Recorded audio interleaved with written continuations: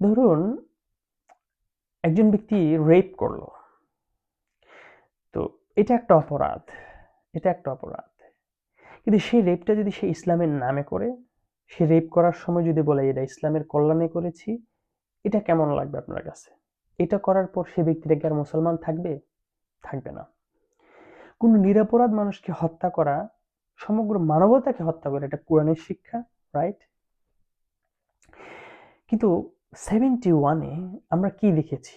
এই জামাত ইসলাম আমাদের বদরের নামে, আল বদর নামে একটা অর্গানাইজেশন তারা করেছে। সে বদরের নামে তারা আমাদের বাংলাদেশের মা বোনদেরকে রেপিস্টদের হাতে তুলে দিয়েছে এবং দাঁড়িয়ে দাঁড়িয়ে সেই ধর্ষণকে উপভোগ করেছে।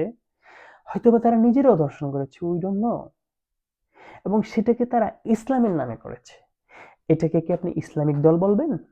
এটা কি আপনি ইসলামী, এই দলের সাথে কি ইসলামের সম্পর্ক আছে, নাকি তারা ইসলামকে কতল করেছে? এই জন্যই আমার প্রশ্ন যে এটা কি ধর্মভিত্তিক দল নাকি ধর্মবিরোধী দল? অবশ্যই ধর্মবিরোধী দল, বরং আমার ইসলাম বিরোধী দল। ইসলামকে তারা কলঙ্কিত করেছে, আমার বদরকে তারা কলঙ্কিত করেছে।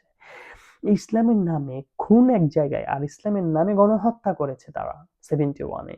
তো গণহত্যায় অংশগ্রহণ করাকে কি ইসলামী গণহত্যা বলা যাবে? যদি বলা যায় আপনি এটাকে ইসলামিক দল বলেন, আমার কোনো সমস্যা নাই। আর যদি আপনি বলেন যে না, গণহত্যা ইসলামী গণহত্যা হইতে পারে না, ধর্ষণ ইসলামী ধর্ষণ হইতে পারে না, তাহলে এই দলগুলোকে ইসলামী দল বলার কোনো সুযোগ নাই।